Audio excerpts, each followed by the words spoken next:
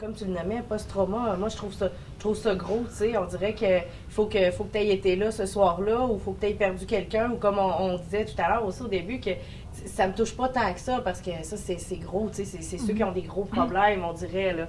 Mais finalement, à ce que j'en comprends, on peut avoir vécu toutes sortes de situations, avoir été un peu n'importe où, puis le vivre quand même, oui. Oui, tu peux. Un trauma, c'est un choc. Ouais. J'ai un accident d'auto, c'est un choc. Ouais. Je tombe d'une échelle, c'est un choc. Fait que le choc a été, comme Hélène l'illustrait tantôt, la roche dans le lac, le nombre de vagues que ça fait. Plus la roche est grosse, plus les vagues sont grosses. C'est ça, un choc, un trauma. C'est un choc reçu dans le corps. Ce qui est intéressant de ça, c'est de voir comment notre corps est juste.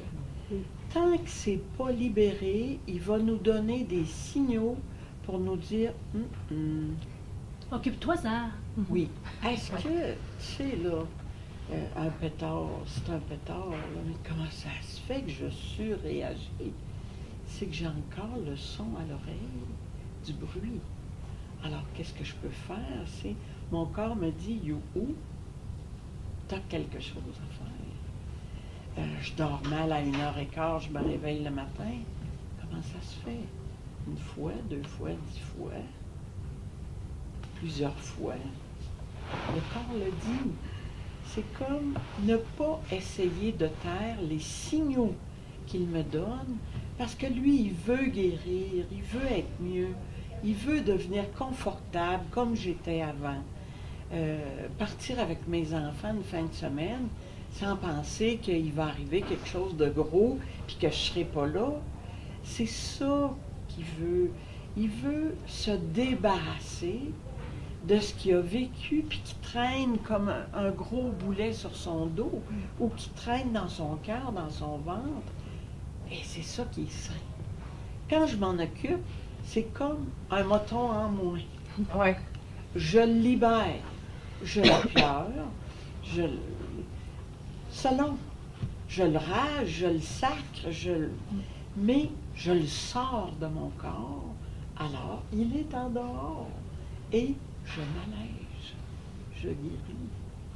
Et chaque fois que mon corps me donne un signal, ben, je peux perdre un moton et je vais aller mieux. J'ai une petite phrase par rapport à ça. Puis je vois que je sais qu'Hélène voulait parler. Lisa, Ouais. on avait des choses à dire. C'est qu'on a des stratégies d'adaptation habituelles, comme un peu ce que Nicole disait tantôt, qui fonctionnaient, mais là qui ne fonctionnent plus. Ou que on dit exacerber, nous autres, mais nos réactions habituelles deviennent exagérées.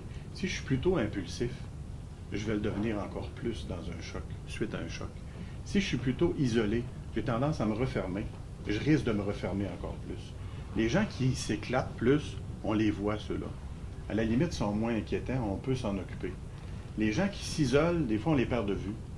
Ça, c'est préoccupant, dans le sens qu'il y a des gens qu'on sait qui avaient déjà tendance à ça, mais là, ils peuvent le faire encore plus. Fait que ça fait partie des choses, après 2 ans, qu'on peut rester préoccupé. Moi, je reviens à ce que tu disais tout à l'heure par rapport aux gens qui se comparaient. J'étais pas au Musicafé, j'étais pas près du centre-ville, j'ai pas perdu quelqu'un, je demeurais à l'extérieur, j'étais à l'extérieur. Ouais. Tu vois toutes les nuances. Puis on rencontre des gens de toutes les situations, toutes les distances. Mais quelque chose que j'ai appris au cours de la dernière année, c'est que dès que la personne a eu le texto, l'appel, a vu les images sur Internet, a vu les images à la télé, il y a eu quelque chose qui s'est imprégné dans le corps, dans l'esprit, une connexion, j'appelle de cœur, énergie, qui était à lac mégantic. Peu importe l'endroit où les gens étaient à 1h15 ce matin-là et les heures qui ont suivi, il y a comme un trauma qui s'est inscrit parce qu'ils disent tout le temps qu'il faut avoir eu peur pour sa vie, il faut avoir été présent, son intégrité, mais je vois des réactions chez des gens qui n'étaient pas au centre-ville, puis qui ont les mêmes peurs, les mêmes réactions que des gens qui étaient plus près. Donc, de là, ne pas comparer, arrêter de se comparer. Chaque personne est unique. Qu'est-ce qui fait que quelqu'un à Frontenac a réagi comme quelqu'un sur la rue, près sur la rue Laval? elle a un passé aussi, elle a des choses qu'elle vit dans sa vie, elle a des mécanismes de défense, elle a.